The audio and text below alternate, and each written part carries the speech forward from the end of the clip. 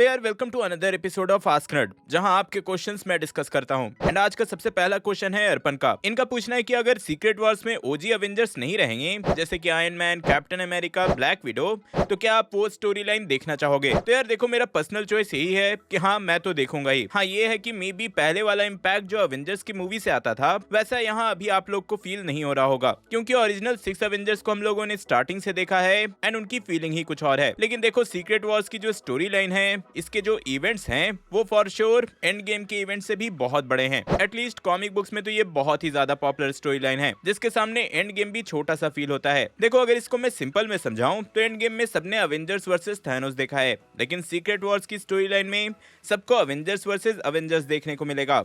And वो भी civil war के जैसा नहीं, बल्कि यहाँ वेरिएंट्स एक दूसरे से लड़ते हुए दिखेंगे, और वो भी कुछ छोटे मोटे स्केल पे नहीं, बहुत बड़े स्केल पे। लेकिन हाँ, सब अगर ओरिजिनल अवेंजर्स को मिस कर रहे हैं तो आपको ये भी पता होना चाहिए कि सीक्रेट वॉर्स की स्टोरी लाइन जो है, उसमें ओरिजिनल 6 अवेंजर्स का ऐसा कोई मेजर रोल था ही नहीं, बल्कि वहाँ ये story line multiverse, doctor Doom और फैंटास्टिक फोर के बीच की थी। तो हाँ, मैं आप लोगों को भी समझ सकता हूँ कि वो वाली फीलिंग शायद नहीं आ रही होगी, लेकिन इफ एमसीयू ने इसे सही से दिखा दिया जैसा कॉमिक बुक्स में था, तब तो यार ये मूवी प्रीवियस सारे रिकॉर्ड्स तोड़ देगी। यहीं पर सूर्यांश ने भी सीक्रेट वॉर से रिलेटेड एक क्वेश्चन पूछा है कि इसकी जो स्टोरी लाइन थी, उसमें डॉक्टर डूम एक इंपॉर्टेंट कैरेक्टर था, लेकिन मार्वल वाले डॉक्टर डूम को कैसे सेटअप करेंगे, या फिर कोई दूसरा मेन विलन होगा। तो देखो, पर्सनली मैं बिना डॉक्टर डूम के सीक्रेट वॉर्स की स्टोरी इमेजिन नहीं कर पाता, लेकिन हाँ, अभी तक इस कैरेक्टर को इन्होंने सेटअप करना स्टार्ट भी नहीं किया है, जो कि थोड़ा अटपटा लगता है। एंड यार, इससे मुझे ये फीलिंग आ रही है कि सीक्रेट वॉर्स में ये लोग डॉक्टर डूम को कैंग द कॉन्करर से रिप्लेस कर देंगे, क्योंकि ऑलरेडी इन्होंने कैंग को बहुत अच्छे से सेटअप किया है। अब नेक्स्ट 3 फेज का नाम ही मल्टीवर्सल सागा है, एंड लोकी में कैंग के वेरिएंट्स को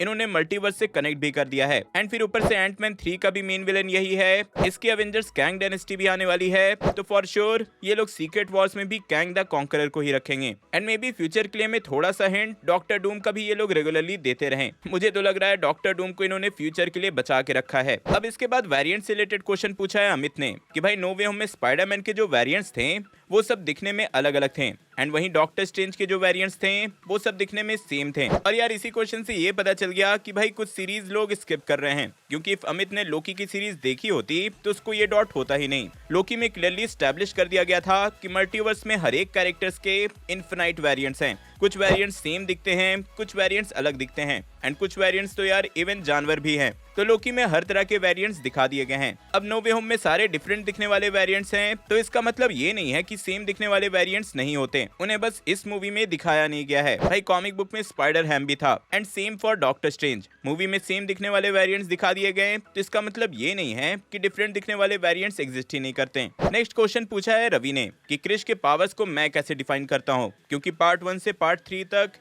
इसके पावर्स बहुत चेंज हुए हैं, और क्या कोई मार्वल और डीसी के कैरेक्टर से इसको कंपेयर किया जा सकता है? तो देखो, क्रिश के तीनों ही पार्ट में उसके पावर्स में ग्रोथ होते हुए दिखाया गया है। फर्स्ट में क्रिश तो था नहीं, लेकिन कह सकते हो कि उसके पावर का सोर्स जादू ही है। देन सेकंड में हमने पहली बार क्रिश को उसके पावर्स के साथ देखा, जिसमें mostly super strength, super speed थी, बट थर्ड पार्ट में सोलर एक्सपेरिमेंट से उसके पावर्स और इनहैंस हो जाते हैं। तो हाँ, एक तरह से सही वे में इन्होंने इसके पावर को प्रोग्रेस करते हुए दिखाया है। और रही बात की किस कैरेक्टर से इसके पावर सिमिलर हैं, तो देखो, मोस्टली इसके powers super strength and super speed है, जो कि ऑलमोस्ट सारे सुपर हीरोज में होता है, तो इसलिए किसी एक कैरेक्टर से उसे कंपेयर नहीं किया जा सकता। ऐसे भी ये सारे पावर्स ऑलमोस्ट सारे सुपर हीरोज में होते हैं, बस उसे डिफरेंट बनाती है उनकी ओरिजिन स्टोरी। एंड जैसी ओरिजिन क्रिश की है, वैसी मेरे नॉलेज में किसी दूसरे सुपर हीरो की तो नहीं है। देन फैसल ने पूछा कि वांडा ने सारे यूनिवर्स से डार्क होल्ड को कैसे डिस्ट्रॉय कर दिया था। अब सही में इस क्वेश्चन में मैं ज्यादा टाइम नहीं लूंगा, क्योंकि इसका ऑब्वियस आंसर है, उसने डार्क होल्ड में लिखे किसी स्पेल का यूज करके सारे यूनिवर्स से डार्क होल्ड को डिस्ट्रॉय किया है। देखो, और कोई दूसरा वे हो ही नहीं सकता। किसी के पास और कोई आंसर हो तो प्लीज कमेंट कर देना। पर हाँ, वांडा ने खुद बोला था कि वही बुक डिस्ट्रॉय करेगी, एंड मल्टीवर्स में जो कुछ भी उसके पावर्स थे वो डार्क होल्ड के नॉलेज की वजह से ही थे।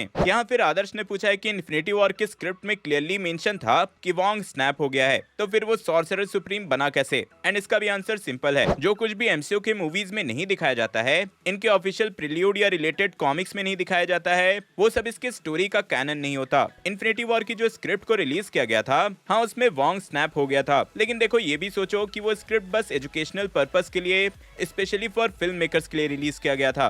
तो उस स्क्रिप्ट में जो भी है उसको कैनन नहीं मानो, बस जो मूवी में दिखाया है उसको कैनन मानो, क्योंकि एमसीयू की स्टोरी रेगुलरली लिखी जा रही है, पहले से रेडी नहीं है, तो ऐसे चेंजेस होती ही रहते हैं। लव एंड थंडर की ही डिलीटेड सीन से ये पता चला कि पहले ज़्यूस को एक अच्छे गॉड की तरह दिखाया गया था, बट लेटर मूवी में उन्होंने चेंजेस कर दिए, तो इसका मतलब ये नहीं है कि वो डिलीटेड सीन मूवी का पार्ट है या स्टोरी का पार्ट है। आई गेस आपका कंफ्यूजन क्लियर हो गया होगा। नेक्स्ट क्वेश्चन है प्रिंस का डेडपूल से रिलेटेड कि डेडपूल 2 में टाइम ट्रैवल के चलते क्या टीवीए वाले उसको अरेस्ट कर सकते हैं एंड इसी से वो एमसीयू में आ जाएगा। तो मोस्टली उनका क्वेश्चन एक फैन थ्योरी के अराउंड है कि एमसीयू में डेडपूल की एंट्री कैसे हो सकती है। डेडपूल 2 में हाँ उसने टाइम ट्रैवल किया था और सही में वो नेक्स्ट लेवल का टाइम ट्रैवल था, लेकिन देखो उस टाइम वो मूवी एमसीयू का पार्ट नहीं थी, तो आई एम नॉट श्योर कि वहाँ टीवीए इन्वॉल्व होंगे या नहीं। लेकिन अब फैन थ्योरी इंटरेस्टिंग है, maybe post credit scene के बाद टीवीए वाले वहाँ एंट्री ले लें एंड डेडपूल को लेकर आ जाएं। इवन लोगन ने भी सॉर्ट ऑफ टाइम ट्रैवल किया था, तो उसको भी वहाँ से टीवीए वाले ही उठा लें। लेकिन देखो आपका क्वेश्चन ही एक फैन थ्योरी है, तो हम लोग बस गेस ही कर सकते हैं, और ऐसी ही फैन थ्योरी पे मैंने एक पूरी वीडियो बनाई है, चाहो तो वो देख लेना। इन द एंड आते हैं फाइनल क्वेश्चन पे, जो कि राहिल ने पूछा है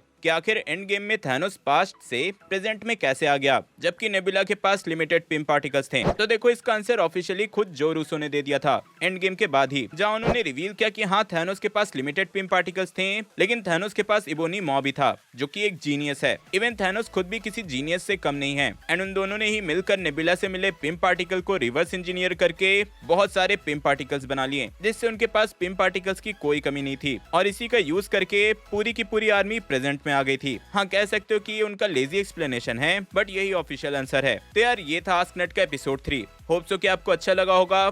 इफ हाँ तो as always like share and subscribe कर देना, एंड हर बार की तरह अपने क्वेश्चंस फिर से कमेंट में डाल देना, जिस पे सबसे ज्यादा लाइक्स आएंगे उसको मैं सेलेक्ट कर लूंगा। एंड प्लीज एक कमेंट में बस एक क्वेश्चन, यार सबको मौका भी तो मिलना चाहिए। डेडपूल की एंट्री एमसीयू में कैसे हो सकती है ये जानने के लिए ऊपर वाली वीडियो देखें, एंड आस्कनेट का पिछला एपिसोड देखने के लिए नीचे वाली। मैं जल्दी और नए एपिसोड लेकर आऊंगा। टिल देन बी देसी बी नर्ड।